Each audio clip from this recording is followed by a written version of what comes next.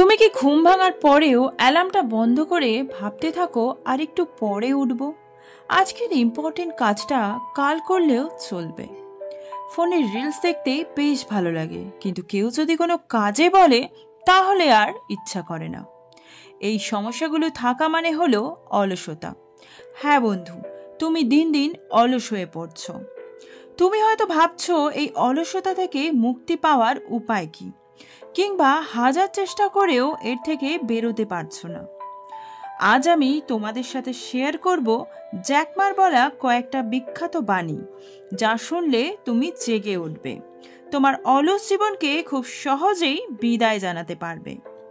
Jack মার মতে অলসতা হলো এক অদৃশ্য শত্রু, যা তোমার সফলতার পথে বাধা সৃষ্টি করে। এটা তোমার সেই বন্ধু যে সব সময় তোমার কাজে দেরি করায় এবং তোমাকে এক্সকিউজ দিতে শেখায়। তুমি সবসময়ই বলতে থাকো, আজ সময় নেই, এখন ভালো লাগছে না, পরে করব, কাল করব, আর এগুলোই তোমার পতনের মূল কারণ। যদি তুমি প্রতিদিন একটু একটু করে চেষ্টা না করো, অ্যাকশন না নাও, তাহলে কোনোদিনও কিছুই বদলাতে পারবে না।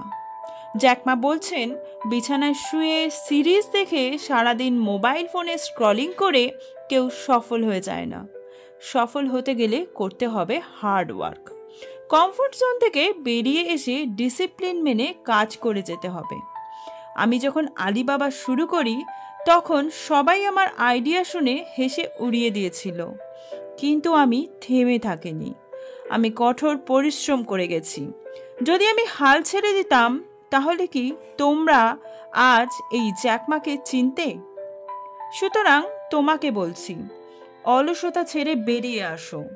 তুমি আজকে যত পরিশ্রম করবে, আগামীকালটা তোমার জন্য তত সুন্দর হবে। আলসেমি হলো এক ধরনের সাইলেন্ট কিলার, যা তোমার স্বপ্ন, স্বাস্থ্য এবং জীবনকে ধ্বংস করে দিতে পারে। তাই তোমার অলসতাকে এখনই হত্যা করো আর অ্যাকশন নেওয়া শুরু করো। জীবনের সমস্ত স্বপ্নগুলোকে সত্যি করে তোলো। জ্যাক মার এই কথাগুলো তোমার জীবনকে বদলে দেবে, তাই অবশ্যই নেক্সট অ্যাকশনটা নেওয়া শুরু করো। আজকের ভিডিওটা এই পর্যন্তই। যদি ভালো লেগে থাকে প্লিজ লাইক করে দেবেন এবং চ্যানেলটা অবশ্যই সাবস্ক্রাইব করে রাখবেন। চলে আসবো নতুন কোনো মোটিভেশনাল ভিডিও নিয়ে। ততদিন ভালো থাকবেন, সুস্থ থাকবেন।